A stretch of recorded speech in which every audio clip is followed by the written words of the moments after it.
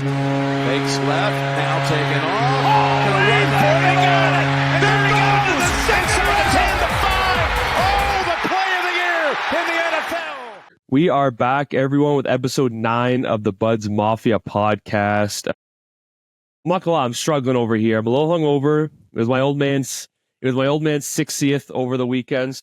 Whoa! Here we go. The day before, I was like, oh, we should get like those mini plastic shot glasses. And he's like, I'm not doing any shots. Like, you do what you want. Then my uncle Brent, who's coming with me to Vegas, he comes over with trays of Jello shots. And my dad's a big Scotch guy, so he kept getting bottles of Scotch for the gifts. And then when it got drunker and drunker, he just wanted to taste test every single one. And I'm exhausted. I'm grinding. Dying. Dude, I fell asleep at probably 11. I woke up at midnight to get a glass of water because I got into one a little bit last night too. And I look at my phone and it's just a text from you. I've taste tested 5 different scotches. Yeah, I started dying laughing. Taylor wakes up. She goes, "What are you laughing at?" I was like, "Don't worry about it. Don't worry. You wouldn't get it at this time of night." Yeah, I will say I'm not gonna sit here and say I'm a Scotch connoisseur, but I definitely do appreciate the taste more. I mean, it tastes better after 8 beers and a few Jello shots. Yeah, they go down pretty easy, but I definitely do like them more than I was. Definitely on the rocks, so I can't have it neat, but I do like it. And we got my dad an electric smoker, like a meat smoker for outside. We all pitched in on that. I'm excited. And then my grandma got him my grandparents got him a big box of different flavored pellets. So he's excited to try that, even though he's going to China for a month for work. So he travels a lot. He travels a lot for work. So yeah, we're gonna wait for him to test that out. But we're gonna have this is our 9th episode. This is gonna be our longest podcast yet. I mean, trade deadline, a ton of news in the NFL, tons of releases, signs, and stuff like that. No, I don't think there's any big trades that happened in the NFL, but a lot happened. We're gonna start in the NHL. This was one of the best trade centers in a long time. Our trade center at times can be very boring because trades would happen kind of a week or two before the deadline. But this was everything. All hell broke loose, and there's a lot of moves. It took a while for Trade Center, but we're basically just going to go step by step here. Just we have a whole list of just tons of trades. We're going to grade them and then go on from there. What do you say, Jackson? Yeah. It's I don't know. I was working afternoons this week, and it was god-awful just getting the news. It was horrible. We were sitting there one day, and literally I got to work and found out about the Nelson trade, and the Leafs hadn't done anything. And I was just sitting there, and I was like, it's going to be awesome. I'm going to find out Friday at 2:45, right before I get on the floor, that, the Leafs have done nothing, and Florida and Tampa have just absolutely gone out and bolstered their rosters. Not even talking about the Western teams. It was the most ridiculous week in sports, to the point where every single day I came into work and I was talking to one guy who's a huge hockey fan, and I was like, I just can't keep up. It's like, I'm trying to keep up with the NFL. I'm trying to keep up with the NHL. It's ridiculous. It was so much. And tree living definitely kind of put us on edge for a bit. But again, I love what happened with Toronto. I wish maybe there's other players we could have gotten, but I'm very happy at the day with what we got. But we'll get there. Kind of the move that kind of kickstarted the trade deadline and the trade is we didn't talk about the Seth Jones trade last podcast. I think that kind of dropped the next day or something like that. So Seth Jones, a solid top 4 defenseman. Is he worth $9.5 million? No, but basically he's going to Florida. He was very open, basically in the media, saying he wants to leave. So we knew that was going to happen. And going from Chicago to dumpster to Sunrise, Florida. Proper, no income tax. So, but he said he left his winter jacket in Chicago. Yeah, shut up. But so here's the trade here. So Seth Jones in a 4th round pick to Florida. Chicago gets this next year's 1st round pick, Spencer Knight, who was a former top 10 overall goalie. I'm pretty sure, a draft class. And then Blackhawks also retain $2.5 million on Jones for the next 5 seasons. And the pick slides at 2027 if Florida doesn't have a 2026. I don't know what the fuck that means. All these conditional draft picks, I don't fucking get them. But yeah, I think it's a great deal for both teams. I think the only worrisome for Chicago was because he still has 5 years left, and they're worried about how much are they going to have to retain. If they were retaining 50%, I think they got hosed. With the fact they're only paying 2.5 in this market for 5 more years. Yeah, and you get Spencer Knight, who has been balling recently. He had like a shutout in his first game. Huge OT win, Bedsy the other night. So I think it's a good deal for both sides. Florida definitely got better.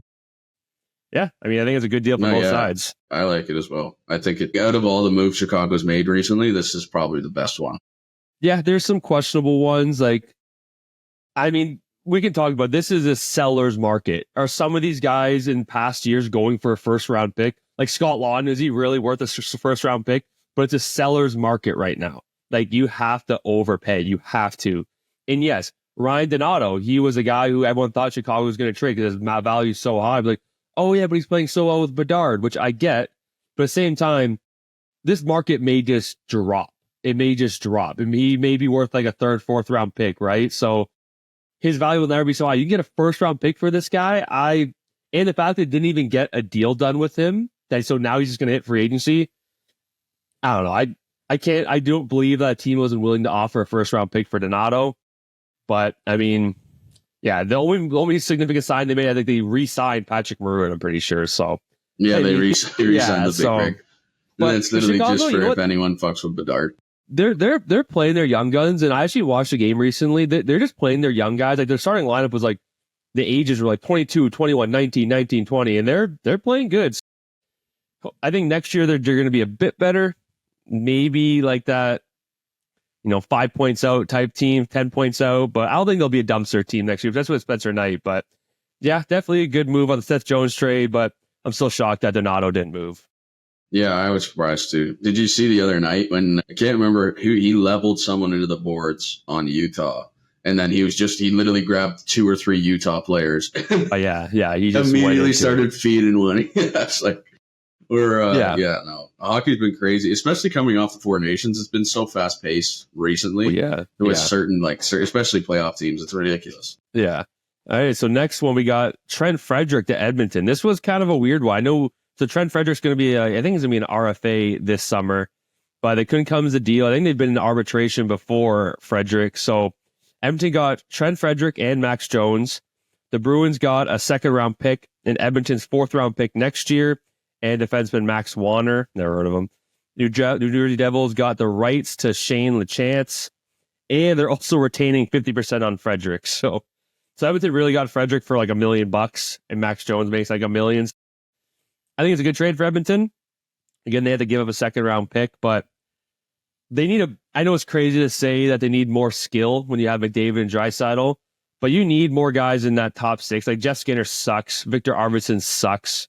And the fact that you're paying those guys both like $4-3 million, and they have no move clauses. Clauses, which is crazy. So you need, you have depth, but yeah. I think I saw too, Craig Button was saying something about how people were surprised that they didn't make a move for a goalie. But it's like, other than the top line, you're not really, you're not getting the same production near as much. Like I saw last night watching before the Leafs game, it was like the percentage of goals that the top 6 guys in the Leafs were getting. And it's been a slow decline since November. But at the end of the day, there's other people who are picking it up on the back end. Whereas I don't think Edmonton, especially in the last games, kind of coming out of the Four Nations, I think McDavid has come out and said, they're just not playing great hockey. McDavid even said he's gassed. Like, he even said he's gassed. Well, you got to think, too, with the Cup run last year, it's a lot of hockey in fucking 2 years, right? Or a year and a half. You usually get a break during the All-Star break. So really, in the past over a year, they've had like a month off because of the summer, right? Because now that they're trying to shorten the season, like now the Stanley Cup Finals is in like May or June, right? And camp starts in, I think, September. So it's like you're not really having that much time off. And these top-end guys, to remain the best, they have to train every single day. So here's when they have a lot of time off. But yeah, you kind of need that guy to play alongside Draisaitl. I mean, he's obviously doing well just on his own, but if they could have found a guy on that right side and that second line, I think that'd be huge. And yeah, goalie, I don't believe in Jeff or Stuart Skinner. I know you can say they are a goal away from winning the Stanley Cup, which is true, but I don't know. I don't know if McDavid, the West is so much better than it is last year, in my opinion. It got so much better. Crazy. And as much as I will never doubt McDavid, I just don't know if he can drag this team again. Like Dallas got better, Colorado got significantly better, and Vegas is still a wagon. Like I don't know. It's tough not having. You can't just trade for a goalie. Like what teams are trading their number one goalie? If you're not getting a star-studded goalie, like obviously you keep hearing John Gibson. He's been on the fucking trade block for 5 years. It seems like what you don't just trade. You don't just get what number one goalies off the trade market. And you also like if you're trading. Like if you trade, you're not getting like I feel like Stolarz is kind of just outlier. Yeah, he was a backup in Florida, but it's because he was playing behind Bobrovsky. It's like he was even in like the last couple games, he has let in some like goals, but he still was fucking making crazy saves. That, you know, a backup usually isn't making, and you're not finding that on every other team. And it's like you can go trade for a really good backup, but you just don't know if you give him starter games, like, you know, playing 75% of the time, will he keep up that pace when he was a backup? Yeah, obviously we've seen, like you said, Stolarz is keeping up that pace, but it's risky, especially for giving up like a first and a top prospect for a goalie you just don't really know about. But yeah, we'll see. Speaking of Edmonton, they also got Jake Wallman for I think it was a first round pick. Yeah, 2026. I don't hate it. They need more defensemen as well. He's more pure offense, in my opinion. Yeah, so I don't hate the move for them. I think he had a big hit on Rantanen last night, and I thought he actually played really well. I think he got an assist, so I think he was good. I think they wouldn't have. I think they would have rather get like a more two-way type guy or defensive guy because you already have Bouchard. But I think a guy for that second power play also can contribute points to the playoffs. I think Edmonton came out. I would say they came out like a B minus coming after this trade deadline. I don't think they did phenomenal, but I definitely think they got better and definitely did better than other Canadian teams. I would say I don't think they did too bad. I was gonna say for most teams, I feel like most teams other than fucking Boston did. I mean, I would say Vancouver did like an F. Yeah, Vancouver was pretty bad. But we're gonna jump all over the place. But since we brought Vancouver, we kept hearing rumors about Brock Besser, where obviously with Rantanen signing, which we'll get to that, Besser is one of the top UFAs this coming summer. He's made it very clear that he wants to stay in Vancouver, and I truly believe that he does want to do that. So I'm hearing that he wants 8x8, which I think is a fair deal. I know he's 28, but sometimes you gotta give him that extra term just to make him sign. But Vancouver's offering him 8x5, so for 5 years, because again, 28 turns 23. That's a good time to, which I get, but that benefits the team so much more. And guys just want that extra term. And it's crazy. So we saw how many first round picks were flying around this trade deadline. Not a single team was willing to give up a first for Brock Besser, who scored 40 fucking goals last year, and he makes 6.5. And I'm sure Vancouver, for how they're playing, they would have retained half of that for the rest of the season because they're not making playoffs. Or at least I don't think they will. The market's crazy. It's just I don't know how he didn't get ridiculous. I don't get how he couldn't fetch the first round pick. Yeah, it's I don't know. It's insane. Like you look at the difference between the NFL and the NHL. Like I was talking with like Taylor about it the other day. It's like doing this podcast really has shown me how different some of these trades are. Like trading 100%. A first round pick in the NFL, like 100%. You rarely, if ever, see that unless it's like a next year or a year after, you know? It's crazy. Like the NHL, it's like fucking what you want a first round pick? Here you go. Tampa traded two. Tampa traded two in one trade. Yeah. Like, what the fuck? Yeah. You know, like, Yorkster and Gord are good, but like it's just a market. It's every team. Yeah, it's crazy. It's just a different market. It was a lot of forwards on the market, and I was saying this too. So yeah. Do I think Lawton's worth the first? I think Gord, Bjorkstrand are worth these first round picks? No. But again, so I heard like over half the league was in on Scott Lawton, which they should. He's a Stanley Cup winning. He hasn't won a cup. He's that third line center who can really do it all, which I'm happy we got him. And for 2 more years, we have him at 1.5 because we're getting retention, which is awesome. That's huge. But so again, how many teams were offering him a first round pick? I think I heard like half the league was offering a first round pick. So Philly, they're not going to be like, oh, we have so many chooses. Let's just pick a random team. No, it's like they have all the leverage. They're going to be like, hey, you guys are all off for us first round picks. Someone has to stand out here. Same thing with Tampa and the Seattle trade. They probably got so many first round picks and second round picks offers. So Julian Breezeball, I was seeing in the past, he literally released his captain. He doesn't give a fuck. He's like, hey, I'll give you guys 2 first round picks. Like you can't just like the team doesn't just pick one of the trades that are all the exact same trade. They're going to wait because they have all the leverage to wait to see when someone pounces and says, fuck it, I'm going to offer a bit more. Like, you just have to. I was looking at it. So Tampa Bay in the last, I want to say like 11 years, they've had one first round pick in the last 11 years. Also, look, like people like are chirping at the same time. They've won 2 Stanley Cups. They've been to how many finals? Like it's worth it. Yeah, it's obviously worth it. Like, it's like, especially like, I think we were talking about this relatively recently too. It's like the NHL draft. Yeah. Unless you're going like really high and you're immediately going to be on the team and make a difference. Like, yes, there's great prospects and stuff, but a lot of these guys are getting drafted and then immediately going back to the minors and playing minor league hockey, which is good because these guys can't come in and straight translate to the NHL. Yeah. But at the same time, like, if you're going to trade a couple first round picks and bring in guys for right now, for the present, you're more nearsighted. Whereas all the other teams, right, that are, like you saw Pittsburgh, I think in fucking 48 hours got 7 or 8 picks. Just because they were fucking selling out, like, and they could have gotten more. I'm surprised they didn't trade Raquel. I thought that he had a great year. I was surprised about that too. Yeah, I think they want to make it seem like they're selling without I think they don't want to do a complete dumpster fire because they have Crosby and Malkin still, but they're kind of subtly making moves that's like, hey, they're clearly like bottom 5 right now. It's some other kind of house. So we'll talk about the Tampa trade. So Oliver Bjorkstrand and Yanni Gourde to Tampa. And they wrote right after, fuck. So they traded a 2026 and a 2027 first round picks and a 2020 and a second. That's a lot of value. It's a lot. And I said, I was on Twitter. I was like, hey, like as a Leaf fan, I'm definitely scared because Tampa's biggest issue was their bottom 6. And I mean, they definitely filled that. They got Bjorkstrand to fill in on that right side on the second line, and Gourde's an awesome third line player. I was hoping Toronto was going to get him. Yes, it's an overpay, but fuck you. We just spend the past 10 minutes talking about this. You have to overpay right now. You have to. Like Julian Breedall even said on his president, I don't give a shit. Like, it's just like, yeah. Well, so, and like we were just talking about too. Like, even if you're overpaying for the fact that you think you can make a serious run. Like, Tampa's been on an absolute heater. I looked at their odds to win the Stanley Cup, to go to the Stanley Cup at the beginning of the year was like plus 1,400. It's just been a steady climb, and now they're third in the fucking.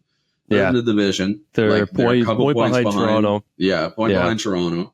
Like, that's not a team that you want to play in the first round. They're going to be coming into the playoffs. Hagel, Point, Sorelli, like, they've all been playing absolutely crazy.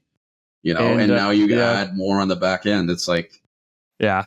I mean, I'm more confident as a Toronto. I'm more confident against Tampa than I am Florida, for sure. Yeah. But, I mean, Tampa, beginning of the season, I didn't think Tampa was going to be this good. I didn't think they're to me, just because of their past and how good Vasilevsky doing, they're a true cup contender. You can't tell me otherwise. Like, they are a cup contender 100%. But yeah, that was kind of the only move they made. That was a big move. They didn't really have any more assets to move because of that. But just some kind of low end trades here. We got the Sharks acquired Vinny Desharnais for a 5th from Pittsburgh. Arguably one of the worst defensemen I've ever seen. So I don't care. No shots. But no shot. Kind of a shot. Definitely a shot. 100% yeah, a shot. little bit of shot. Fuck you, Vinny. Michael Bunting to Nashville for Luke Schenn, Tommy Novak. Most mid trade, just the most random trade I've ever. 2 teams that are not making playoffs, and it was such a weird trade. Everyone thought that Pittsburgh was going to then swap Luke Schenn because he was definitely a hot commodity, but nothing happened. So Pittsburgh just had Luke Schenn for Michael Bunting, which is very weird. So I don't know, again, kind of a mid-trade. Brian Dumoulin to New Jersey for a 2nd in a prospect, which is fucking insane. New Jersey traded a 2nd for a bottom 6. Again, a better, a guy who left-handed, won 2 cups with Pittsburgh, a 2nd-round pick. Like, that's a little crazy to me. Nico Sturm to Florida for a 4th. That's a really good move. I think he's a top 5 and leads the league in face-off percentage, so definitely a good move. And he had a great first game with Florida. Oh, back to Tampa. I mean, it's kind of funny all the moves that Boston made. How they're definitely a dumpster fire now. Tampa got better, then they get fucking waxed yesterday, 5-0 by Boston. That was I saw the score and I was like, "There's no way." I was pumped. I was actually pumped. I was dying. The Boston fans.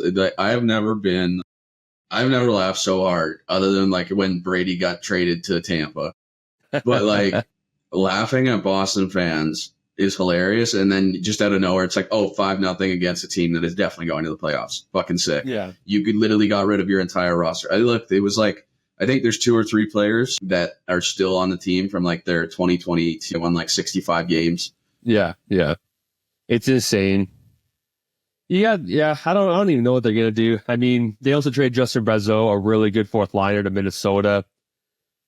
You got to think like Pasternak, Swayman, McAvoy, the guys with the big contracts. Like, I don't know if it's gonna be full rebuild. You've seen teams kind of rebuild on the go, but I mean, they definitely got worse. I know they won last night, but I saw a meme and it was of like the new Roadhouse movie when Conor McGregor walks up to the house and there's no one there. You're like, where the fuck is everybody? It's just Pasternak walking into the Bruins change room. God damn, man. I have to correct myself, actually. So Luke Shen actually went to Winnipeg. Yeah, I forgot he did yet. Yes, he went to Winnipeg. And Brandon Tanev, a guy who I really wanted to get Brandon Tanev. Again, I thought he would even fester first with this fucking market, but Luke Shen and Brandon Tanev, both to Winnipeg for second-round picks. Again, another team, I forgot Winnipeg in the West. Like, the West is insane how good they are. It's ridiculous. Dude, and did you see Tanev's first game, too? Yeah, he just ran someone over, then he fought someone. Ran someone over and then fought someone. And it's like, you want to gain respect on the new team? Yeah, that's how you do it. Yeah, and then, let's see, Riley Smith back to Vegas for a third, and Brendan Brisson, who I think was a first or second round pick by Vegas. His dad is the famous Pat Brisson, one of the biggest 8 hockey agents in the world. Again, Vegas as well. Like, the West is so fucked. They're getting better and better. Let's get into the Leafs now. So now Revo placed on waivers, a move that had to happen. I didn't know this. I was like, I watched a lot of Leaf games, obviously, or at least I tried to, and it's just, I'm like, where is Revo? He hasn't played. He's played. How many games do you think he's played since the beginning of January? Oh, beginning of January, there's got to be. I think all year he's only played like 34 games, something like that. Something like that. So since the beginning of January, how many games do you think he's played? Like 7. Yeah, he's played 5. Yeah, he's played 5 ridiculous. games. It's like, and someone tweeted him, he's like, that's a dumb move. Like, you need physicality. He doesn't play, and he's fought once. And he fought Olivier, and that Olivier guy kind of beat the wheels off of him. He beat the wheels off him. And also, like, his physical presence, he whips on hits more than he actually. Skate. He's like a red pea out there, right? Yeah, so it's like it's a move that had to happen. You tweeted, you're like, it shows kind of that it was like, it shows that he was, move. And it's not necessarily a cutthroat move, but it also is like definitely going to ruffle feathers with like Leafs faithful, because obviously they want a guy who's going to go around and throw the body. Yeah. But at the same time, it's like, man, he's not like, I think in 34 games he had like 2 points or something like that. Like he was pretty horrible. And he makes like $1.5 million. Like we can't afford him like that. Like, so I look, I honestly thought, because when we got Brandon Carlo, which we'll talk about, I was like, hey, why couldn't we maybe toss another pick or another prospect in there to get Marchand as well? Because Marchand went to Florida for only conditional second, which is fucking crazy. I don't even know what the condition is, but the conditions are basically, it's a 2027 conditional second that can turn into a 21st. I believe, if Florida makes it to the second round and Marchand plays over 50% of the games in the playoffs. All right. I might have that wrong with like the 2027, 2026. Yeah, the years, but I get it. They have to get to the second round, I believe, and he has to play over 25 or 50% of the games. Something like that. Jesus Christ. I was going to say, I was like, why couldn't the Leafs have done that? But it's the cap. Like, we place Max Pacioretty on long-term IR and Revo on waivers, and because of those moves, we are like, we have $700,000 in cap space. Yeah, and Marchand makes like 6.5. And I wish we could have got Marchand too. I think that would have been awesome. But again, I like the moves. Might as well talk about the Toronto move. So we got Scott Lawton for a first and Nikita Grabenkin, which I'm fine with that move. Lawton is 50% retained for the rest of this year and next year, which is huge. So again, we're only paying him like $1.5 million for basically a playoff run and another season, which is awesome. And he's from Toronto, so I could maybe see after that term him signing a pretty decent contract. And then we got, oh, is he? Yeah. Okay. And then a move that kind of shocked me, which I arguably liked the trade more than the Scott Lawton trade, was getting Brandon Carlo from Boston. you don't see a lot of top 4 defensemen, like a top 4 D on a team, right-handed shot defenseman kind of get on the market. And the fact we got him for a first, we sadly had to let go Fraser Minten, which obviously people were upset, but at least had a good amount of assets. And the fact that we still have Cowan and Danford, I'm okay with it. Did you see what they were potentially going to give up for Rantanen? I don't know if it's true. I'm not a big fan of Nick Kyprios, but I think Elliot Friedman kind of confirmed that he thinks that is true. So, but also back to Carlo, we all do get 50% of Carlo retention as well, and he has 2 more years. So we gave up a lot, but I think Tree Living said at the beginning of the deadline, he wants term, and it's so hard to get term. You always get rentals. The fact that we have these guys past that, because again, the Leafs, even if we re-sign Marner, we're still going to be a good team. So the fact that we have term and we're getting them for cheap, I'm fine with that. But yes, we got to talk about the biggest trade of the whole deadline and what could have happened with Toronto. But so we heard talks, because I woke up from trade deadline day and I immediately went to Twitter because, things can happen overnight. And I immediately go to the Godfather. I go to Elliot Friedman, and it basically said, Rantanen is in talks with getting traded and signing with the Dallas Stars. I was like, holy fuck. The whole Rantanen thing's insane. And it was talked about the day. It's ridiculous. And so they had the deal in place. They had the picks. Carolina agreed to the deal, but Carolina said, we're not pulling the trigger unless it's a sign and trade. So now the deal is done, or the trade side is done. Now it's the agent's work to let's get what the deal would be. I think he was pushing for 13. I don't think Dallas is willing to go a cent over 12. I think that's what Elliot Friedman said or Darren Dreger said. And no state tax. So he said 12 is a pretty good deal. So he signed a 8-year, $12 million AAV, which comes with $96 million, full no move clause in Dallas or Carolina. In return, got Logan Stankoven, a really good, not even a prospect anymore, a young up and coming player. I really like Logan Stankoven, and 2 firsts. So if you think about it, at the end of the day, Carolina for Natchez and Drury got Stankoven, I think 3 firsts because of, or 2 firsts. I can't remember what the Colorado gave up to get Natchez in the first place. Overall, I say overall Carolina got worse, significantly worse, but in value, they got a lot. They got a lot of value, but they're not a team I'm really worried about in the playoffs. I'll say that. I think they definitely got worse. Well, dude, it was ridiculous, listening. Initially wanted 14 point something, or wanted 14 in Colorado, got offered 13.25 in Carolina.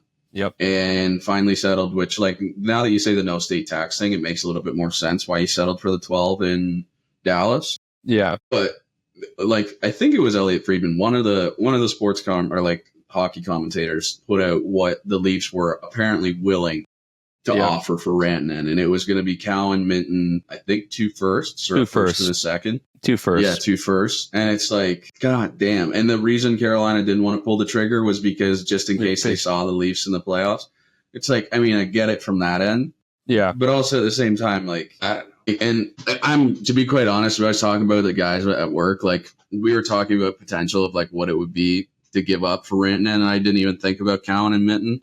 But we were thinking they would have to ship Knies, and it was if they do that, I'll be pissed. I would lose my mind. You don't have when was the last time the Leafs had a legitimate big forward who will go down, not afraid to throw the body around?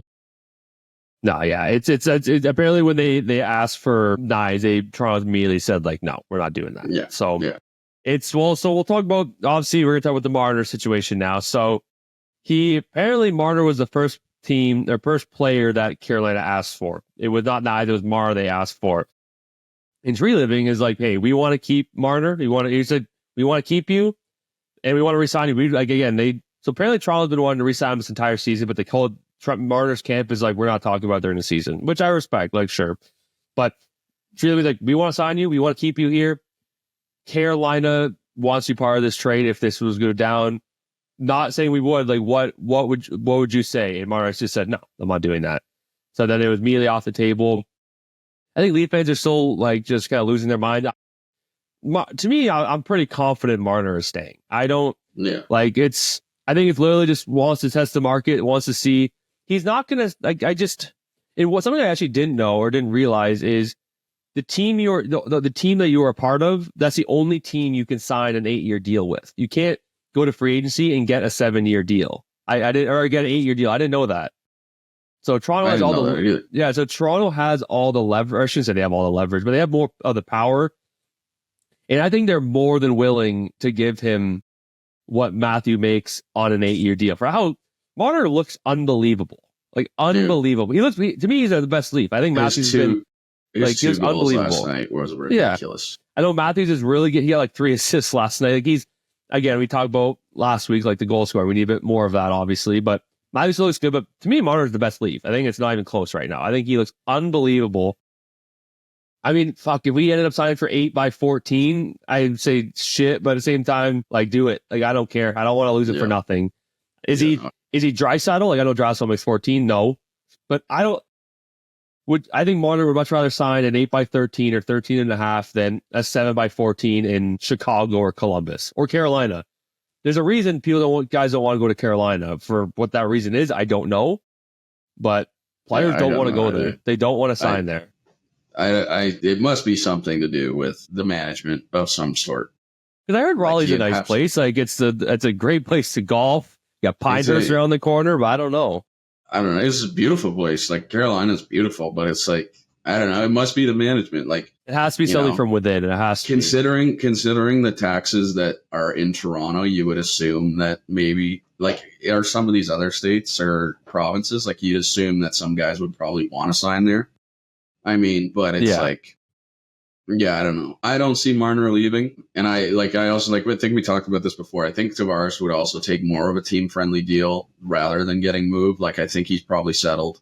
I'm more confident about Tavares signing than I am Marner. Yeah. Yeah, me too. Like, and especially Tavares grew up literally in Oakville as well. So it's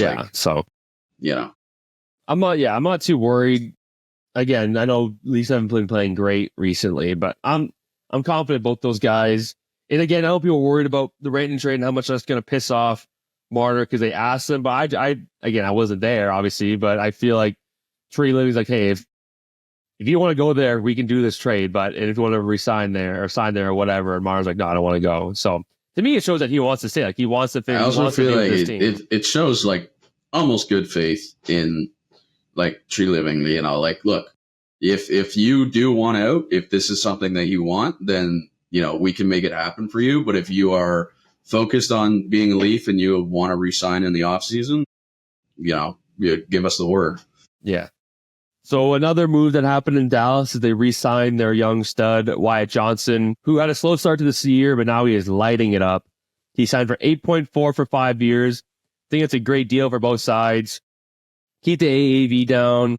Yeah, after the 5 years, will he be arguably a superstar? 26, 27, yes, but this Dallas Stars window is definitely not closing, but with Jamie Benn being older, Tyler Seguin, this is one of the best forward cores I've seen on paper in a long time. Like you have Hintz, Granlund, Robertson, then you have Marchand, Matt Duchene, who's like a point a game, and Dadonov. Then you have Wyatt Johnson, Jamie Benn, and I feel like I'm missing someone. Then Taylor Seguin when he comes back from injury. Oh my God, Rantanen. So this forward core is insane, and so the depth of Dallas in Colorado after the fucking trade deadline, is ridiculous. Yeah, Colorado. As I say, we'll talk about Colorado now. So I did at the beginning of the season, I did a team preview of each team in Colorado. Again, it's like most of their years. They have the stars up front. It's just their depth stunk. But now they've arguably one of the best center depths in the league. They got the centerman that we definitely wanted, and Brock Nelson. But so what was it was Nelson Dunford at Colorado for a first, and Callum Ritchie, I would say is like a top 30, top 40 prospect. Played for Team Canada, really good player. Colorado has 0 prospects now. I couldn't even name a single other one of another one. And now they also got a Charlie Coyle from Boston for Casey Middlestat in a second. So now, I mean, you have Nate Dogg, then you have Brock Nelson, and then you have Charlie Coyle on that third line, who Casey Middlestat's a great centerman. He's more of a skill guy, and you don't want that on your third line. You want Charlie Coyle, I look at Charlie Coyle, he's not that old. He's like 28. He's played like 150 player, not 100. He's played like over 100 playoff games. Yeah. He went to the finals with Boston. Like he's a perfect third line center, two-way guy. So Colorado, they and the fact that Colorado and Dallas are projected to face each other in the first round is fucking insane. That's huge, insane. especially it's a bloodbath. Especially Rantanen's just getting run. Yeah.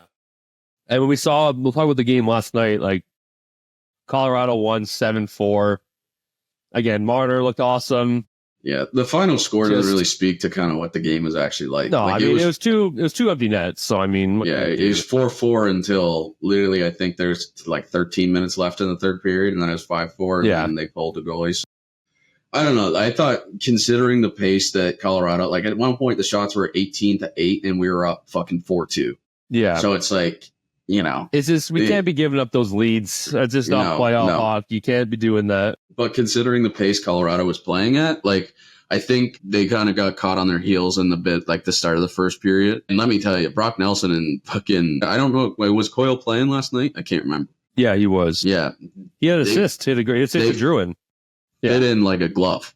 Like immediately addition. Brock Nelson was flying around the ice.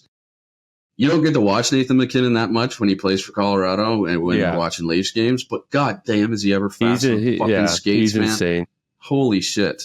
I was telling this with my family. I was like, my brother, like who has the most value in the NHL? Like if you're on GM mode, who has the most value? And people would automatically think McDavid, but you think McKinnon has 6 more years at 12.5, which is a bargain, as Biz would say.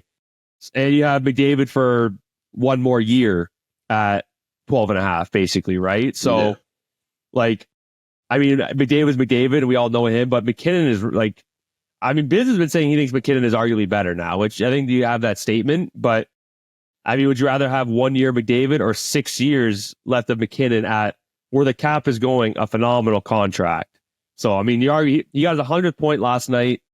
He's probably going to win the Art Ross. I mean, Drysdale's right behind him. It's basically, it's a 2-man race for the Art Ross and MVP, in my opinion. Like, it's going to be one of those two guys. And then the game right after. I don't know if you watched the Edmonton-Dallas game. It was a great game, too. No. 5-4. I was exhausted.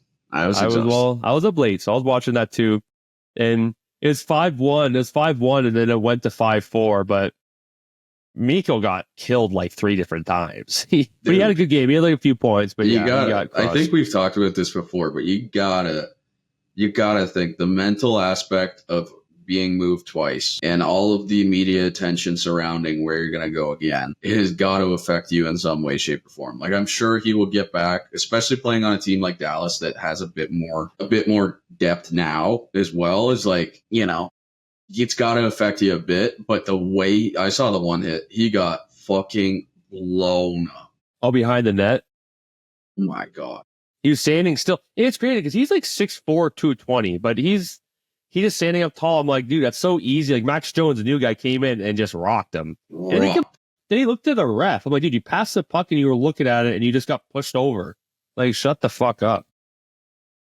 But no, yeah, the trade deadline is just, there's so many trades to talk about.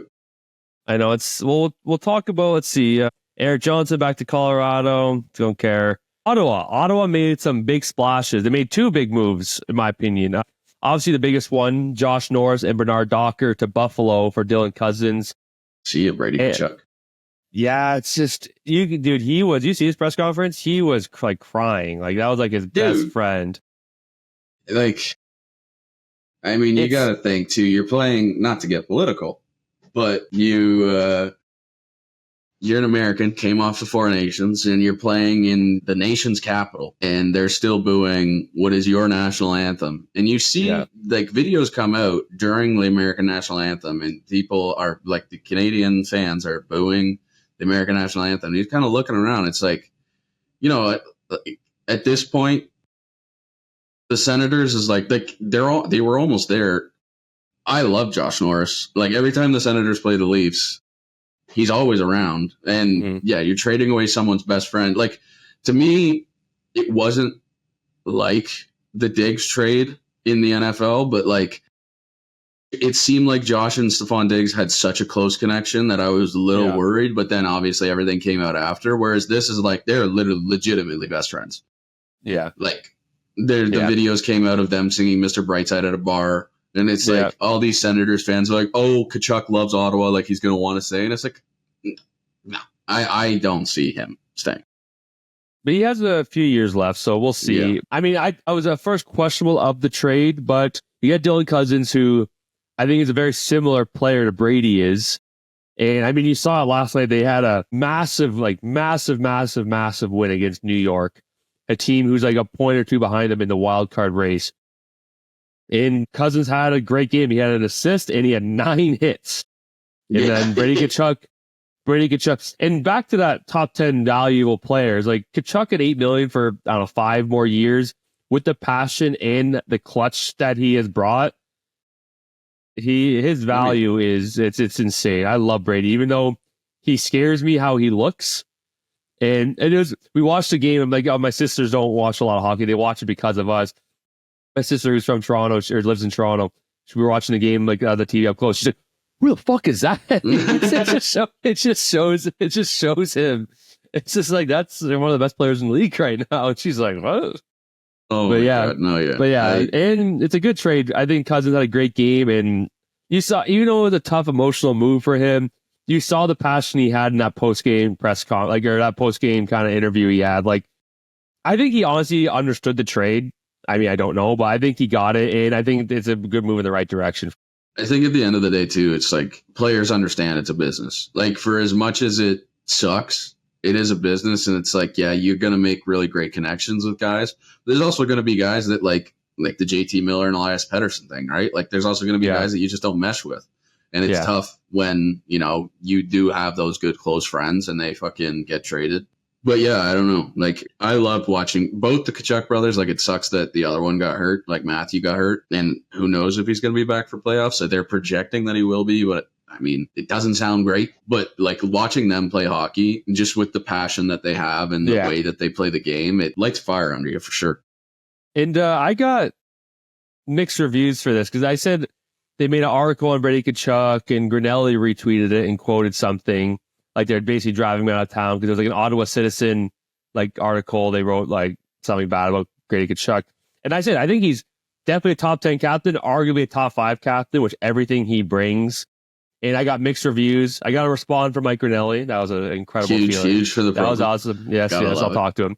But and I said, there's like 3 or 4 captains. Well, someone said, like, what does he want? Can you tell me? I'm like, I hate all this winning talk. Like, yes, winning is such a pillar, but at the same time, it's like right now, there are only 5 captains in the league that won the Stanley Cup when they were captain. Crosby, Ovechkin, Barkov, and Stone. I think that's it.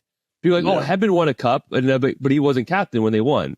Yeah. And there's a bunch of players like that, right? So it's, and the passion he brings, like, for how young he is and how mature he is and how he handles himself and how much he drives that team, I would argue that he's one of the best captains in the NHL. It's tough to find, especially nowadays, like when you have these giant stars on each team.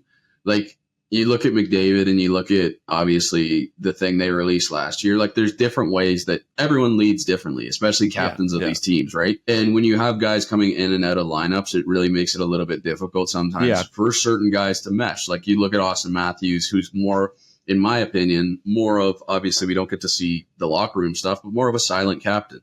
He's like, we'll set plays up, but he's not going to be that boisterous, scream in your face. At least that's what I think. Yeah, I don't think Tavares was like that either, right? They're pretty similar, I feel like. Yeah. But I think Matthews has a more pulse on the team. That's why the switch and everying happened. I agree. Yeah. Like, a younger guy who, meshes a little bit better with the guys that are there right now. Core, but you look at a Tkachuk who just ignites, almost does it himself a little bit. Like, I think Ottawa has good players and that they definitely can, benefit from it. But like, if they need a spark, he's not afraid to just go lay the body or, push someone in the face or lead from the front and scream in someone's face. Like, it's almost just a culture thing where I think you kind of have that divide, like in certain captains, that it becomes certain people become captain literally just because of longevity, as well as the fact that they've played so well for so long. Right.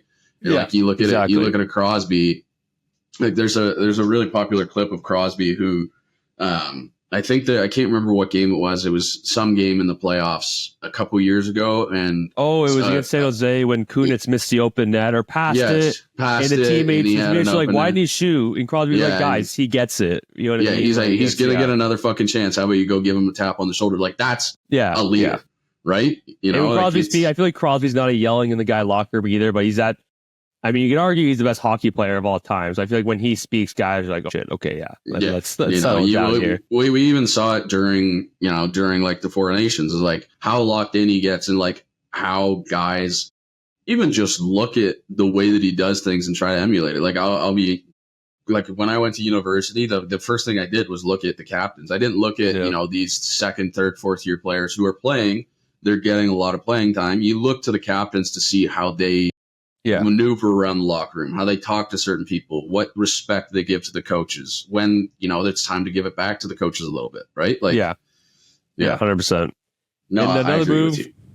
Another move for Ottawa, they got Zetterlund from San Jose, which was very surprising for me because this may be a little bit of a hypocrisy, because I always say it's a kind of a Donato thing too, where I say trading with his value is so high and he may not be better. Zetterlund's like 25, 26.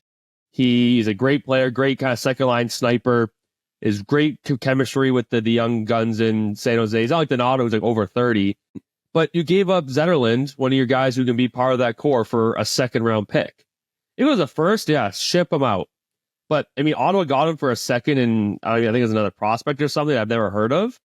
So that's where it's like, sell him high if there's something to sell him high for. But if you can keep, like, San Jose, Chicago's like selling all these players, you're not really getting much worse. You're going to be shit, right? So unless you're getting a top value for these guys, it's not like you're going to get, last, even more last. You're fucking last, right? Yeah. And then it's a lottery's job to decide what your fate is, right? So unless they got like a first and a prospect for Zetterlund, why are you giving him away for a second? Like, he's a good young player. He's out over 30, like Donato and all these other guys, Granlund, when San Jose traded him, I get that. So that move was interesting, but Ottawa, two great moves for me, and definitely a team who I think is going to finally make the playoffs after a long time coming. I would love to see Ottawa in the playoffs, but, we'll see. Yeah. We'll see. We'll talk about kind of what our predictions are maybe, but I'm going to go through the rest of these trades. There's not many big ones left. Habs re-signed Jake Evans, 4-year, 2.85, pretty good value. I mean, for a guy who has like 30 points, something like that, I think it's a great move. What else here? Susie to New York for a third. Jason Zucker resigns with Buffalo. Again, I know hypocrisy, but again, an older guy, you probably could have got a first for Buffalo. You're not getting much, but he's having a great year. Like, I have a friend who was a Buffalo fan, so he didn't hate that. Beauvillier. But like this one, Beauvillier to Washington for a second. Beauvillier has been the biggest suitcase I've ever seen, and he gets a second in Zetterlund, who's a young. Let me look at fucking Fabian Zetterlund right now. Like, this is insane. I'm getting a little sweaty right now. Not the first time. No, won't be the last. Dude, he's 25 years old. He's in 1999 on a shitty team. On a shitty team, he's a +8, 36 points, 17 goals in 64 games, and you trade him for a second round pick. And then fucking Anthony Beauvillier, who, let's look at this motherfucker, it's a second as well. I don't know. We're not making friends today. We're not making friends today whatsoever. Since 2022-23, he has been on 1, 2, 3, 4. This is his fifth team in like 3 years. That's good. And he has 20 points and 6 on a horrible Pittsburgh team. But like, I don't know, this market is just it's crazy to me. But yeah, let's get some other moves. Menko to LA, that one kind of caught me off guard. He was in Vancouver, had a great year in Vancouver, but Vancouver was selling the deadline last year because they're such a good team. That's for the last Lindholm trade. Because Menko was in Calgary. One of the things we're going to in Calgary is they traded him to Philly, and I didn't know he was on the market again, and so he went to LA for a second. That's all right. LA's been on a snide. Even though they won last night, they lost like 5 games in a row prior to that. Chicago traded Mrazek and Craig Smith for Joe Veleno. Joe Lemon's intriguing prospect, so I don't mind that for them. Luke Cunnin to Columbus. I know Toronto was in on Luke Cunnin as well. They couldn't get Scott Laughton, so he's a good little player. Cody Glass to New Jersey. New Jersey's dead, by the way. I feel horrible for New Jersey. Jack Hughes, done for the season. Another shoulder, it seems like. I feel bad. But, I mean, they can still probably make the playoffs, but, I mean, New York is like 6 points, 8 points behind them, and they can I know, New York, go on a bit New of a York skid is here. slowly trying to crawl themselves out of the dumpster fire. Slowly, though. Slow. Yeah. Let's see. Obviously, we had that wild game in Pittsburgh. Oh, yeah, we had that Pittsburgh game as we were recording the last podcast. It was like a crazy ending. The Knies, 0.1 seconds. Nylander 0-2 winner. Matthews finally scores. We finish the podcast. I go out. I'm watching. I start screaming. Taylor's in the bathroom. She's like, "What just happened?" And I was like, Matthews Knies scored with exactly 0.1 seconds left. and then what happens? 10 seconds into the fucking third period, Pittsburgh ties it at 5-5. Yeah. And then absolute snorefest of a third period, and then OT winner. Like, cool. Sweet. But, dude, the last couple games have just been fucking... Yeah, since the last few games have not been good for Toronto, or at least goaltending, sadly. San Jose... Wall needs to get it together. He does. First ever loss after leading 2 periods of the season. First shootout of the year for Toronto. I thought when Nylander scored to make it, I think it was 1-0 in the shootout, I thought we had it. Toffoli ties it. And then Zetterlund comes down and just absolutely rips it. Also, we had a 4-on-3 for the first half of the overtime on fresh sheet of ice, and it looked horrendous. It looked so bad. They were just... We were even talking about it when they were on the 5-game win streak. Like the 5-game win streak, you won 5 games, but they didn't look very good. Didn't look great. No. And then you go out after the San Jose loss and you play a fucking Vegas team. The only thing that I took from this game was Marner had a nice goal. He's the man. And Knies absolutely filling in White Cloud. Like, I'm not gonna lie. I completely forgot about that hit. Me too.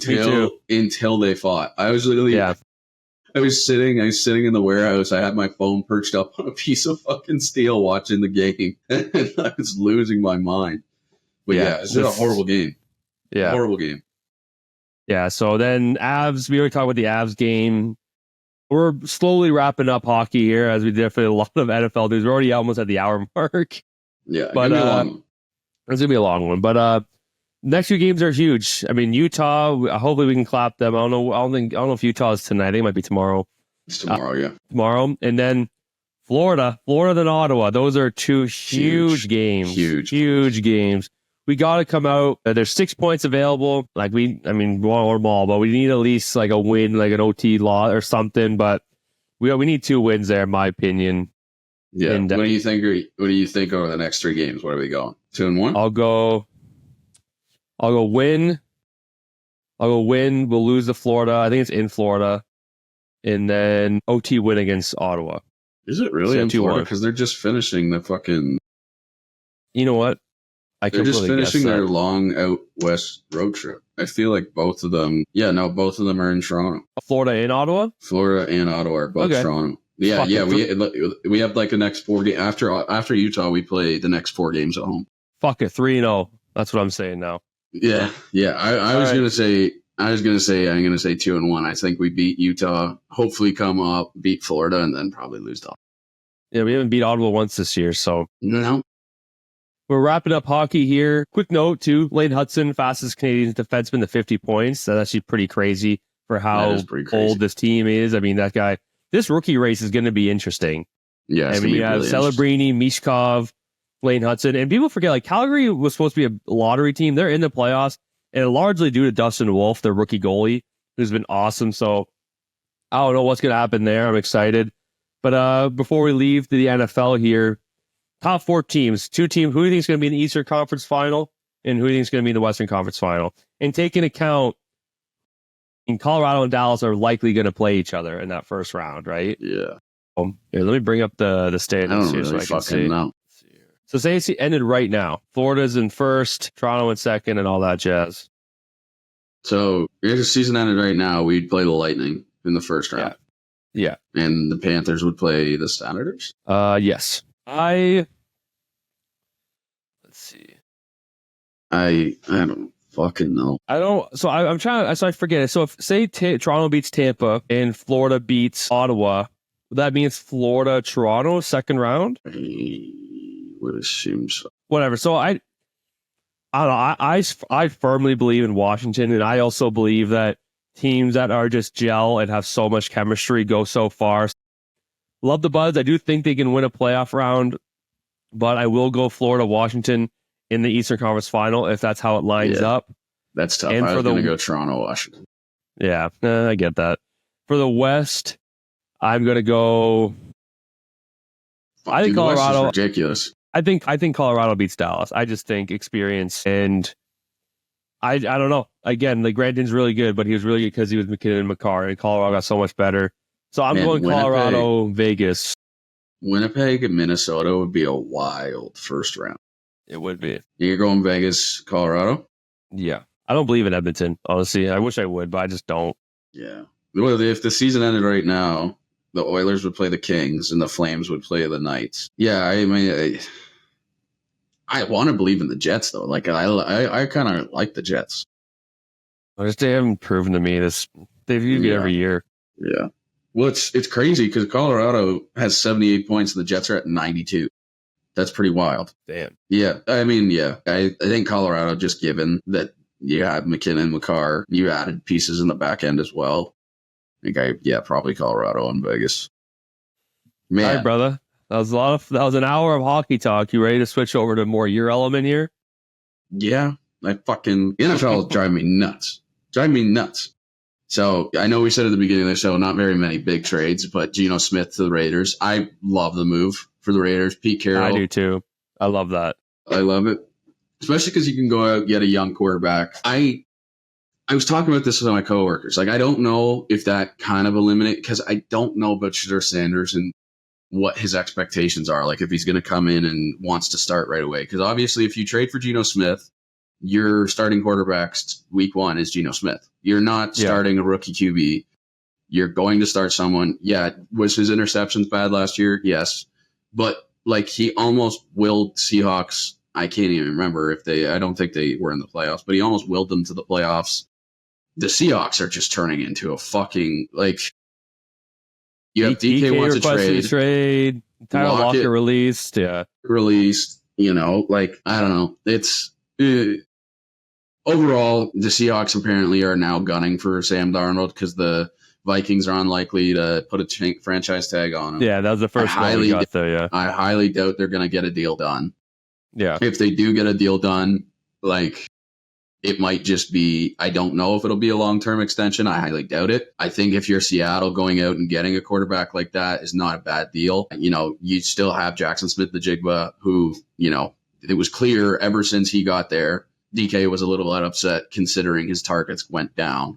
Yeah. So, not horrible. I'd like to see Sam Darnold in the Vikings uniform. I liked it last year for him. But, if he has to go to the Seahawks, not a bad place to be considering, No. It's a younger team. But, I love the move for the Raiders. I really, really do, considering you have a good coach. Raiders extend Max Crosby too, which, I like as well for them. 106.5 for 3 years, 35.5 a year. It was at the time the highest paid for a non-QB, but this fucking guy who cares about winning. All I care about is winning. I just want to go somewhere and win.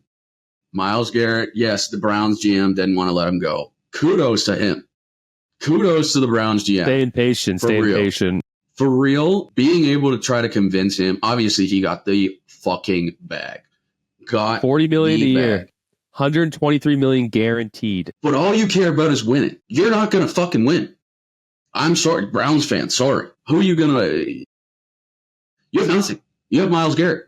That's about it. You have Nick Chubb, who apparently also most likely wants to go, coming off of horrible injury after horrible injury after horrible injury. Like, it's just, I don't know. The Bengals also, like, if we want to stay up in the AFC, the Bengals just, a move I didn't see coming. Sam Hubbard, after 7 years in the NFL, retires. Trey Hendrickson has now been allowed to seek permission or to seek out what other teams are going to offer him. So like their D-line, the two bookends of their D-line, if you look over the years, their defense was god-awful this year. The only good thing about their defense was those two. Yeah.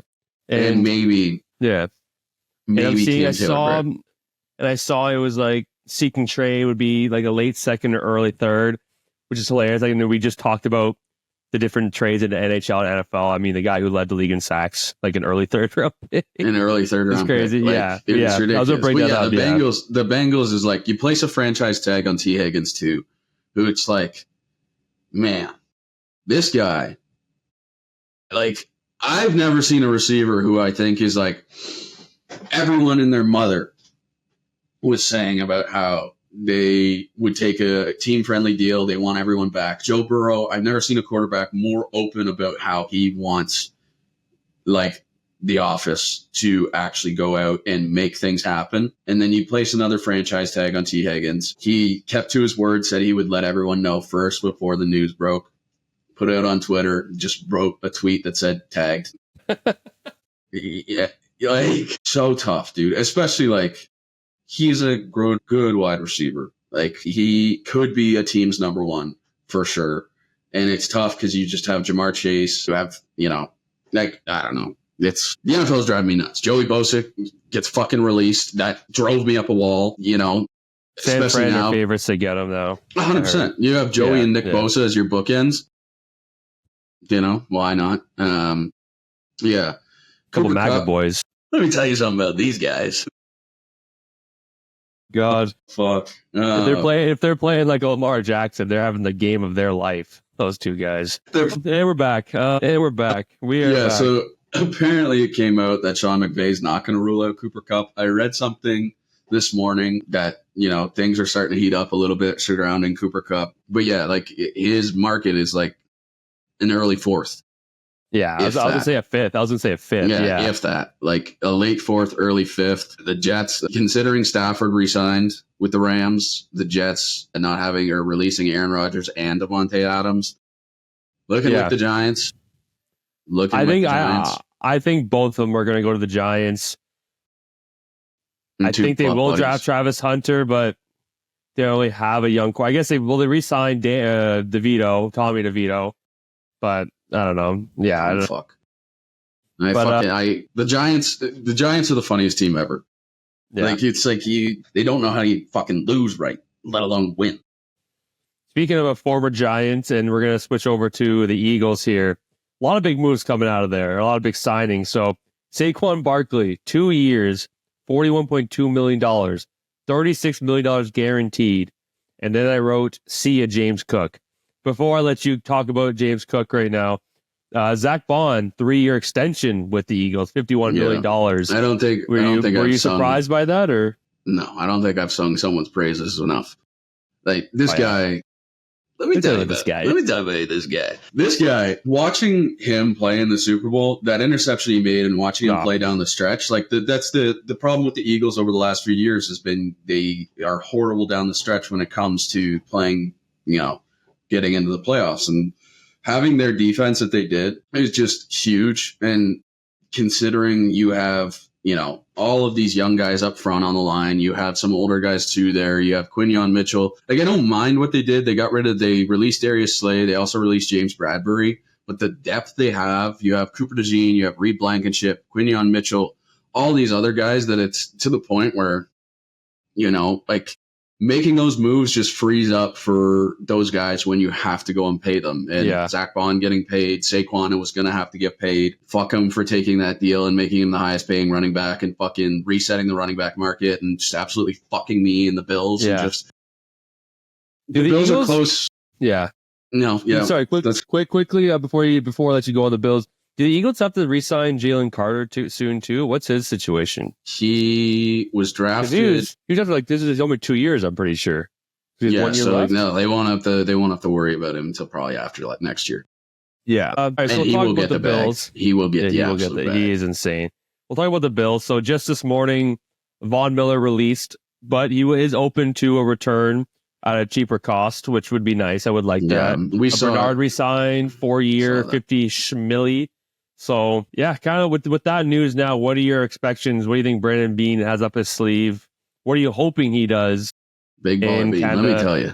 Big baller bean. I will never count Big baller bean out. Re-sign Christian Benford and fucking, I guess, trade James Cook. Yeah. It sucks. Like, it sucks. You re-sign Greg Rousseau. They had 5 key players they had to re-sign this year. They had to re-sign Bernard. They had to re-sign Greg Rousseau. Like, I saw people, clearly Buffalo probably offered something to the Browns for Myles Garrett. What that was, I'm pretty sure they probably saw the news or heard that they were going to re-sign, so that's why they re-signed Greg Rousseau. I'm pretty sure if they could have swapped Greg Rousseau and a first or a second for Myles Garrett, they would have done that. But yeah, like James Cook has never been a problem. Never opened his mouth. Bill's media team talks about how he doesn't talk whatsoever. All of a sudden, Saquon gets the absolute bag, and James Cook is like, that's what I deserve. Great running back. Played well all year. 15, 16 touchdowns, including playoffs. Huge help to the Bills. Probably more.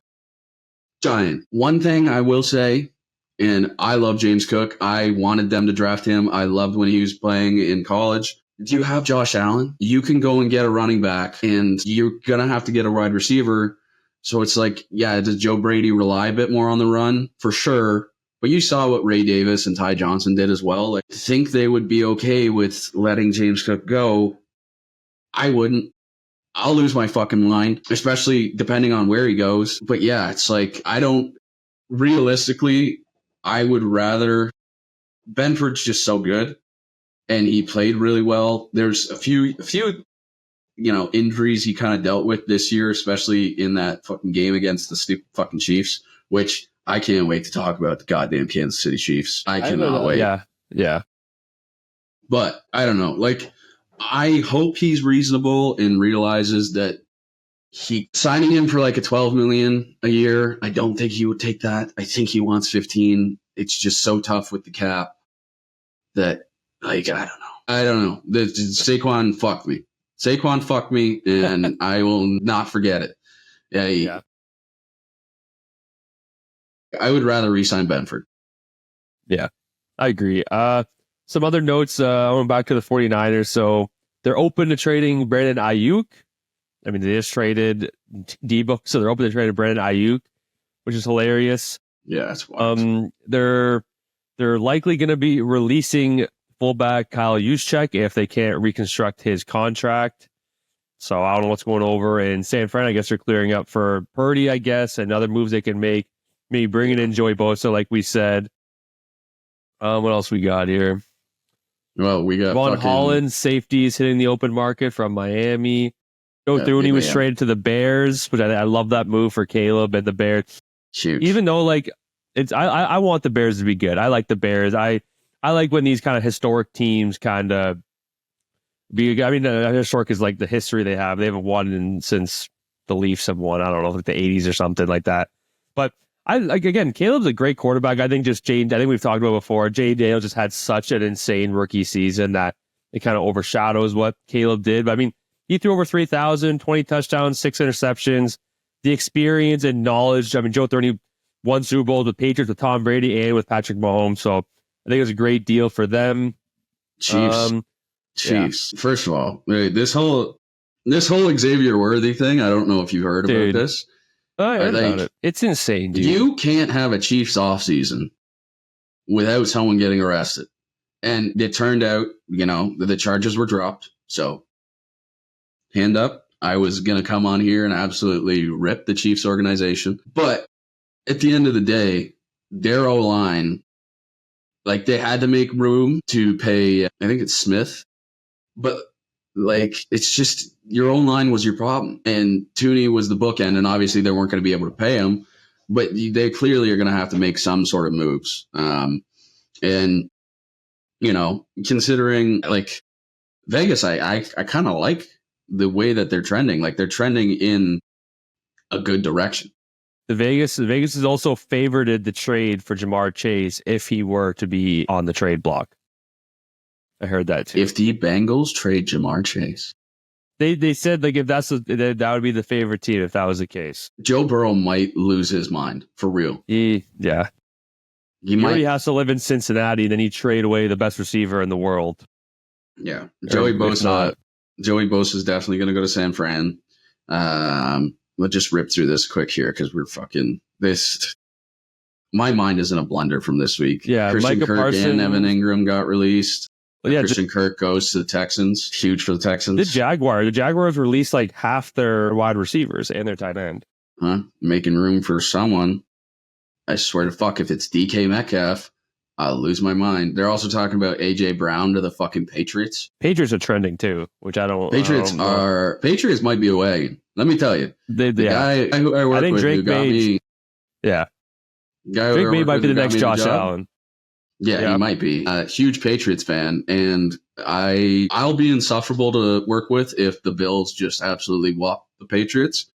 But I got to be honest, I would rather, and without Tom Brady, I would rather the Patriots be good than the Jets and the Dolphins.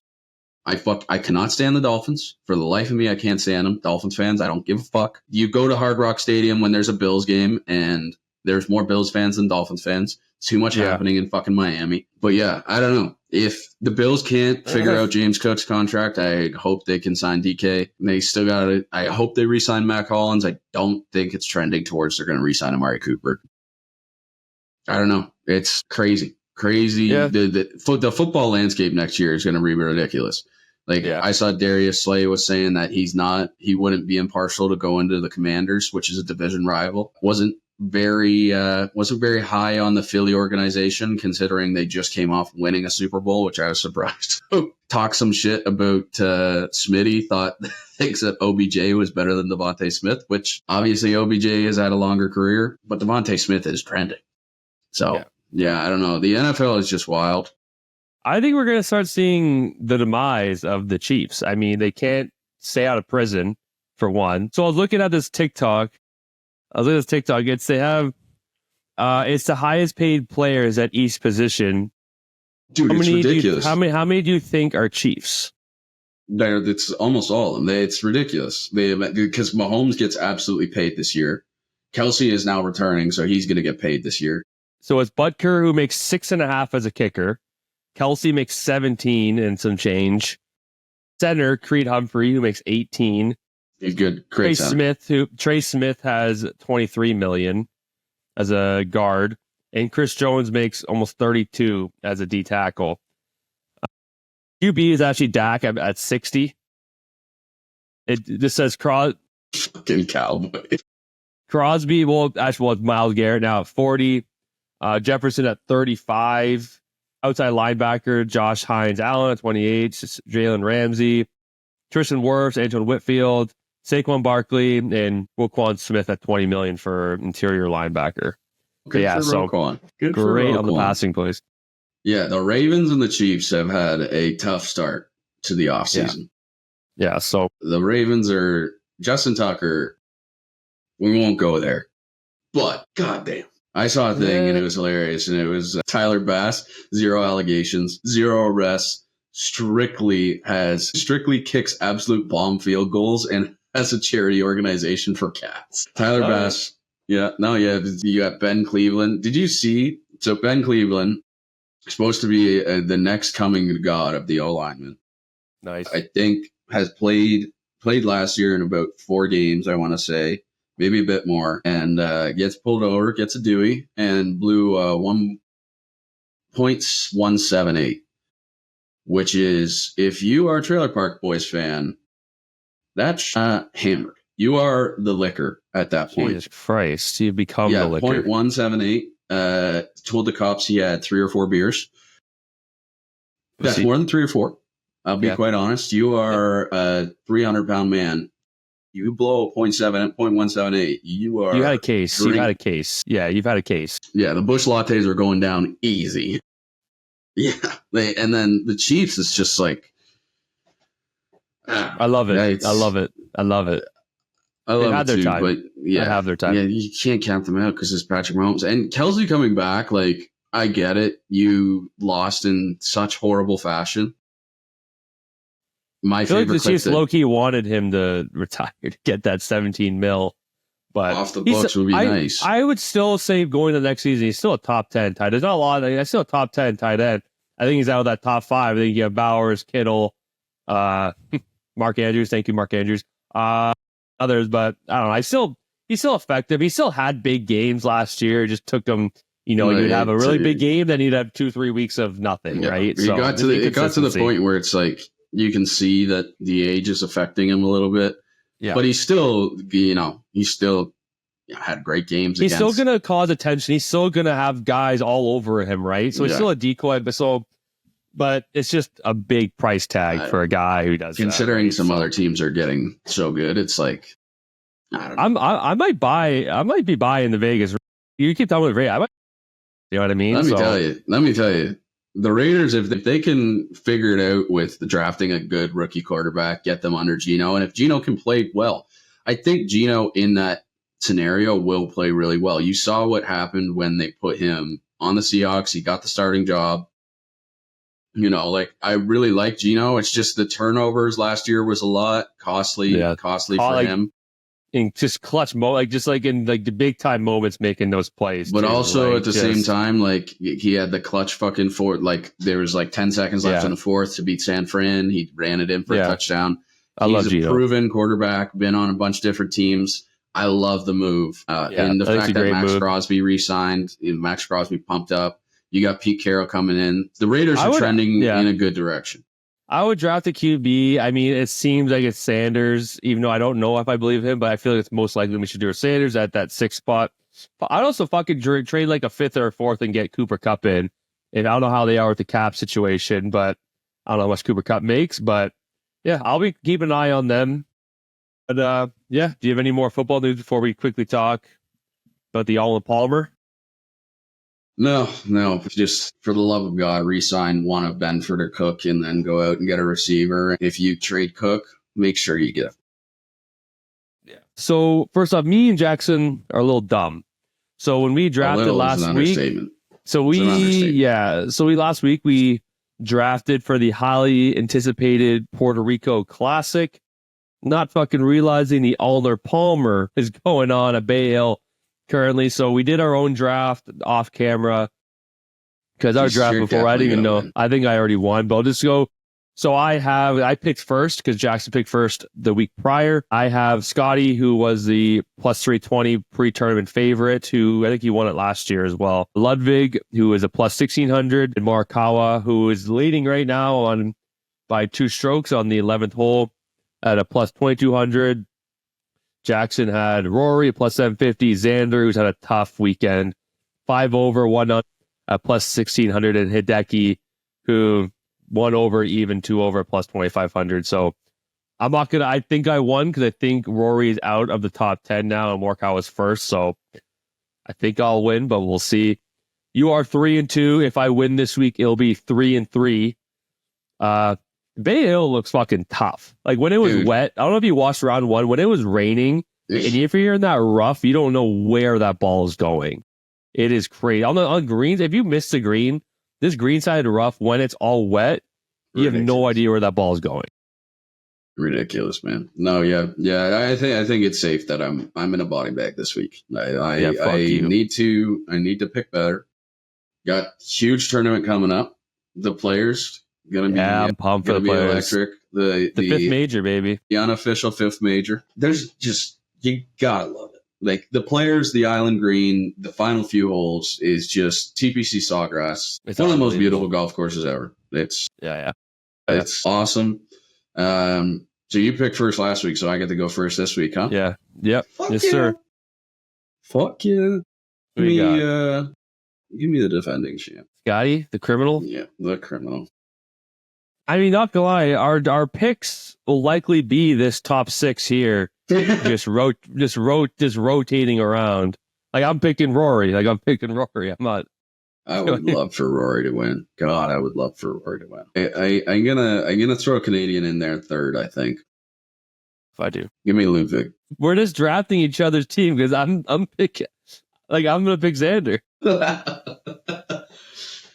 All right, I got to throw a Canadian in there because I love the guy. I mean, he hasn't played particularly well this year, but last year was on a heater. Give me Corey Connors. I mean, he's He's second right now. It's trending. That's huge. I'm not picking Hideki. Oh, I'll give you more Morikawa. I respect it. God, there's like the names is just like anyone could really win though. It's fucking. You're not winning.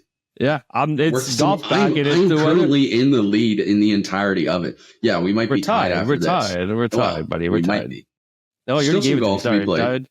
We're tied. Yeah, I'm pumped. We're going to the going to the simulator this week, which I'm pumped about.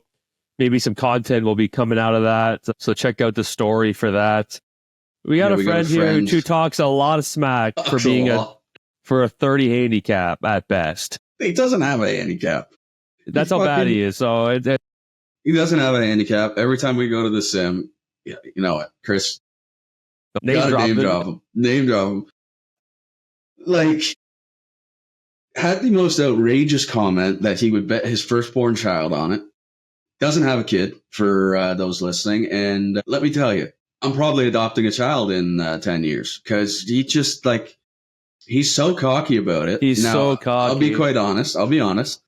My golf on the actual course versus the simulator, I appear to be better on the course than I do at the sim. But this is also a guy who accidentally, in air quotes, used someone else's mulligan the last time we were at the sim and then gave himself an extra mulligan.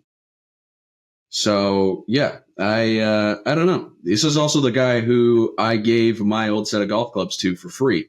He talks a lot of goddamn shit. It's crazy. I can't wait. I played okay last time we played, or at least last time I was at a simulator. Me and you only golfed in field or actual course once, like a par 3. But yeah, I just gotta dial in that driver. It's just I slice the ball. I slice it a lot. It's unbelievable. It's unbelievable. It's legitimately like 50 yards to the right. I'm a lefty. It's legitimately like 50 yards to the right. Like I'll be aiming at a highway and like, what are you doing? And it'll be out of bounds left, which doesn't make a lot of sense. I'm so pumped. I gotta dial that in, but yeah, we'll dial it in here. Let's wrap up with our segments here. I'll go first with the penalty box. This is a tricky situation here. I don't like either party of it, but just for the whole situation, in my penalty box, it's going to be LeBron James. So recently, I don't know if you saw him, it's kind of going all over social media. During a TV timeout, he went over to Stephen A. and basically said, keep my son's name out of your fucking mouth, right? Basically, that's what happened. He had a Will Smith moment. He did have a Will Smith moment. Not as bad as Will Smith, though. Yeah, he's a tough one. But I'm all for protecting your family and all that. You know what I mean? He's a proud father, and they have a very tight-knit family. Bronny James is not, because what happened with Stephen A. a few weeks ago, he's just like pleading to LeBron as a father, who Stephen A. is not a father himself, I'm pretty sure, so I don't know what he's talking about. But basically, just you can't be doing this, like keeping Bronny with the LA, blah, blah, blah, blah, blah, right? But Bronny is there because of LeBron James. Could he have gotten better over at college? Because I actually think he's athletic, he's good defensively, he actually has a good shot.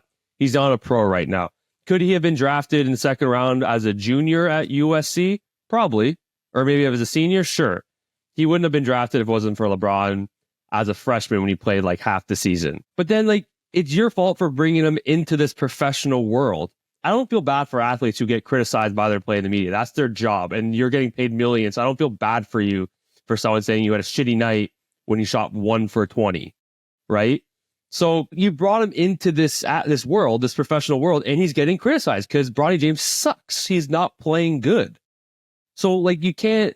Again, he's a proud father. He wants to stick up for his kid. I get it. You did this. He wouldn't have been here if it wasn't for you.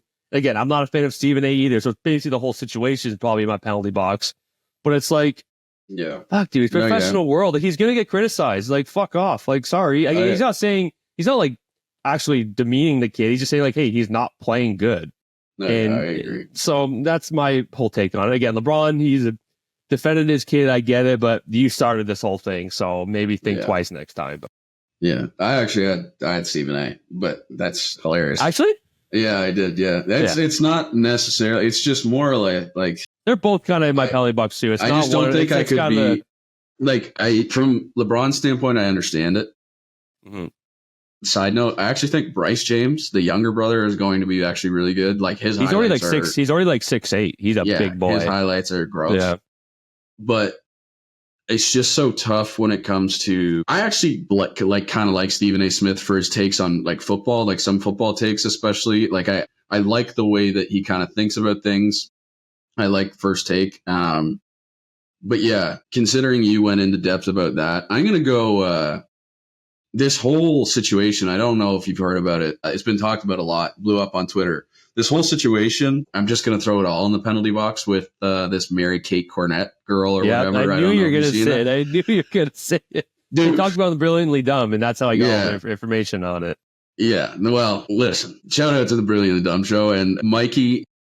Breaking it down was hilarious. Listening to Mikey try to explain to Joe and Bob about how he didn't want to comment on it, and Joe and Bob just not understanding why he didn't want to comment on it. Yeah. Because none of this stuff is either proven true or proven false or whatever.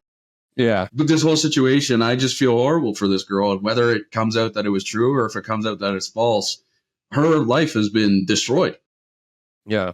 You know, and then it was the funniest part to me was Joey saying, they haven't even got divorced yet, Bob. And it's like, dude, Bob, listen, dude. It's a horrible situation, and it's so true that what the internet can take one clip, run with it, and that's your persona. Yeah. So yeah, that whole situation is in the penalty box, and hopefully it comes out. And I didn't realize the FBI went to the father, which is crazy. But crazy. Yeah, we'll see. It's not much else to be said on it other than the fact that you feel for that young lady. All right. Now heading to our last two segments here. Lock of the weekend, bet in the farm. So I want to start keeping track of this as well. So for lock of the week, I'm 1-7, and I wrote in how much I've won and how much I've lost. I don't know if you know by this point. Nope, I usually bet the same amount of money. Don't want to. I've won $25 total and lost $35 so far. And I'm 1-7. So again, I don't really bet much more than $5 for these things because gotta keep the funds up. You know what I'm saying? But this week, I made a bet for tonight. I actually like this. I mean, I like all my bets, obviously, but it's Dallas Vancouver tonight. Petey had probably his best game last night. He was skating. He finally was shooting the puck. He had a one-time cannon from the point, which was great to see. I don't want to see Petey downfall. I love Petey Pettersson. When he was at his best, he was a hell of a player. So I have this was high odds for Petey. I did Pettersson 3 shots on goal, which I don't know if you know, at one point Miller had more points than Petey had shots.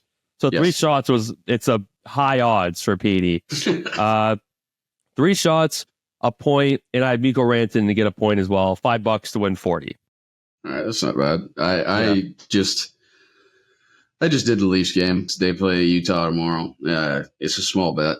I just took the over, which is over 6.5, considering some of the goaltending that we've had recently. I don't mind the over, and I took the Leafs to win and the Leafs to win the first period. And it's just literally $5 to win 25.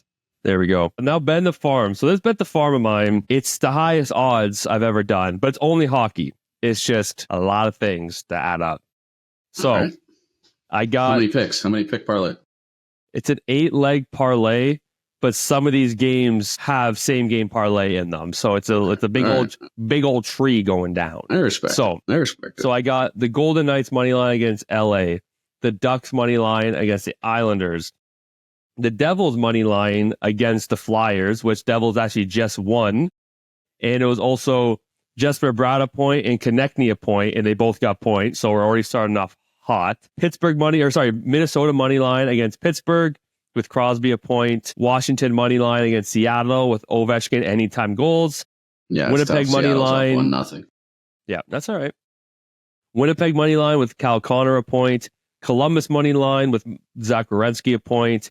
Dallas money line with Wyatt Johnson and Brock Besser a point. That is over. That's around plus 450,000, 20 cents to win $850. God damn, dude. Mine's a 15 pick parlay. Here we go.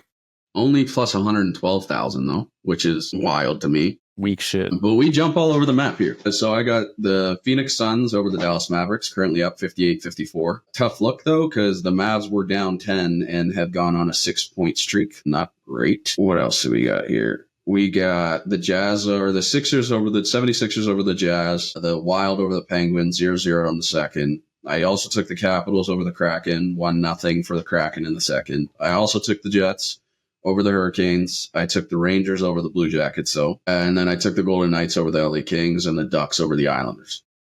Then we swing it over to golf, where your boy Colin Morikawa, I bet him to win. So for the love of God, just please continue to play good, safe golf. He just birdied, so he's up 3 now. So here we go. That's what I like to hear. We're flipping it over to some MLS. I took Inter Miami over Charlotte Football Club, currently in the first half, and it is 0-0 or 0-0, if you will. But I took the LA Galaxy over St. Louis City. Flipping over to the NBA now. I took the Grizzlies over the Pelicans and Ja Morant to have 26-plus points. That's a little scary to me. And then I took the Cavs over the Bucks and Donovan Mitchell to have 26-plus points as well. And we're not looking horrible. I feel pretty good about this one. I took a lot of the favorites other than the Grizzlies. The Grizzlies were not favorites, which is not great. It's $1 to pay out $11. There you go. So yeah, we're both 0-7 for that. I've lost $1.40, so I'm not going to cry over that. I lost more. Yeah. Yeah, that's fine. But you're 2-6 for lock of the weeks, though, so you're beating me on that. So let's finish it off with the highlight of the week. A lot of good plays happen, but honestly, my highlight with this whole trade center, mine is just fucking Elliot Friedman. He is my highlight. That guy is a machine. He clocked in almost 22 hours of screen time he showed, which is insane, and he just looked in shambles by the end of trade deadline. You see what he said on shambles to begin with, let me tell you. He does. That's you can't get much worse than that. You see the behind the scenes what he said about his wife for a trade deadline? He said trade deadline is like the best time of the year for my wife's boyfriend. Just because he's always out of he's just always so busy. So his performance honestly is absolutely insane. There's a lot of great reporters like, Darren Dreger, Frank Saravalli, all these guys who get all the inside scoop. But I mean, Elliot Friedman's the man. The trade world goes through his phone. So he's my highlight. What are you going to pull up for the highlight for that? You're just going to pull up a video of him talking about it? I'm going to put his face just like right here. His face in shambles. That's what I'll put up. All right. Mine is not an actual sanctioned necessarily. Okay. Well, it is sanctioned, but we're going over to the Creator Classic for soccer, I guess you could call it. And we're give me sketches. The sketch, saved. sorry, sketch. Yeah, give me sketches saved. MVP, baby. MVP, gotta love it. You can throw in a couple videos of sketch freestyle rapping. It's just, you know what? I've never wanted to drink a beer with a kid more than this kid. Like, Simon! Oh my word! I can't believe it's not butter! What just happened? What a save! This is what I'm talking about! It's a chance to be heroes! Look at us! He's an animal. He's an animal. Little guy. Amazing save. All love the sketch. Gotta love it. Well, I love that. All right, man. This is an hour and 40. That was a long pod. I was very excited for this pod. It cured my hangover, kind of. Now I'm just exhausted. Yeah, man, it was great to see you. This was a lot. Now it's playoff time for hockey. 20 games left, a month left. I make sure to follow. They'll get it. They'll get it. Make sure to follow Buds and Pucks on Instagram, X, Twitter, whatever the fuck you want to call it, and TikTok. We post clips from the podcast and just my daily segments. And make sure to follow Buds Mafia on Spotify, Apple Podcasts, wherever you find your podcasts. They're all over the place. And as well as subscribe on YouTube. I started posting our shorts as well on YouTube, so make sure to check that out if you don't have TikTok or anything like that. But yeah, that's been episode 9 of Buds Mafia, Jackson. I will see you next time. See you next time, brother. Hopefully James Cook resigns. Yes, sir.